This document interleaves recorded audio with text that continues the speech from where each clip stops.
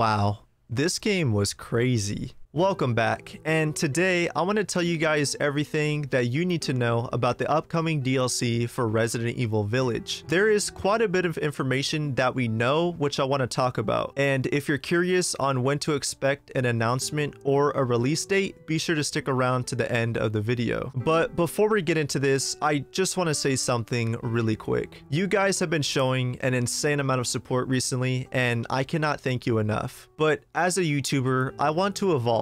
And not just as a person, but with my content as well. I mostly do leak videos, but I want to do more than that. I want to start putting out much longer and bigger videos that will take me hours upon hours to edit. For example, I plan to review every single Resident Evil game in depth, doing my research and looking into the history of the development of all of the games. Some of these videos might be 30 minutes long and some might be an hour long. I also want to do videos where I compare Resident Evil games. For example, I might do a video where I'm going to compare the original Resident Evil 2 to the new Resident Evil 2 remake. There is a lot to look forward to, and I'm super excited. I'm going to make sure that I work very hard this month to put out some really good videos, and I hope you guys are ready. So seriously, from the bottom of my heart, thank you. You're like a goddamn cockroach! Alright, so Resident Evil Village released in May of 2021, and due to high demand, Capcom started working on DLC 1 month later. Notice the keyword high demand. This means that fans love Resident Evil Village so much that they wanted more. Capcom took this feedback, and shortly after the game's release, they started working on DLC. Now, here's my prediction for the DLC that we're gonna get. I feel like because of the high demand, a lot of fans really wanted to see some of the cut content from the game. If you've played Resident Evil Village, you might have looked at the concept art, and you may have noticed that a lot of this art wasn't actually in the game. Certain enemies were cut out, certain characters, and certain locations. For example, Ada Wong was supposed to show up in the game to help out Ethan,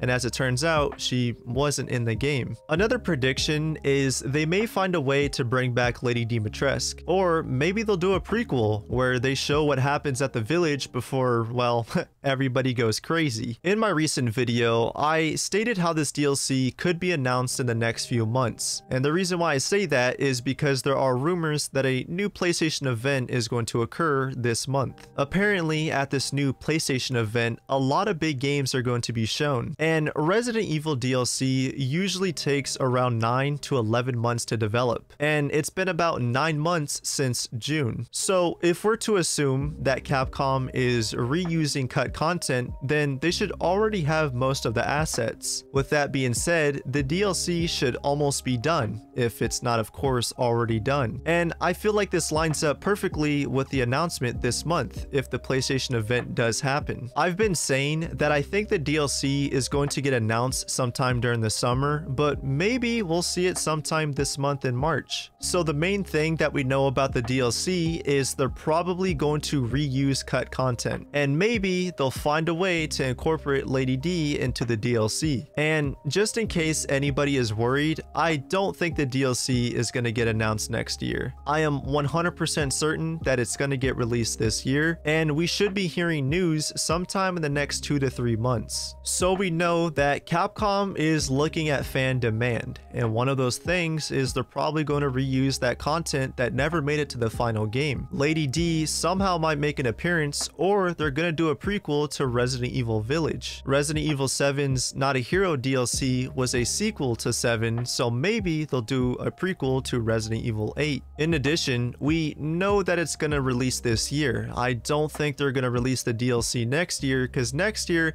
is probably when the Resident Evil 4 remake is gonna get released. I am assuming that they'll find a way to bring back Ada Wong as well, so I think this DLC is gonna be pretty big. Many fans are scared that it's just going to be a small update to Mercenaries, but I don't think so. But that is everything that we know so far. That's been it for me, and I'll catch you guys in the next one.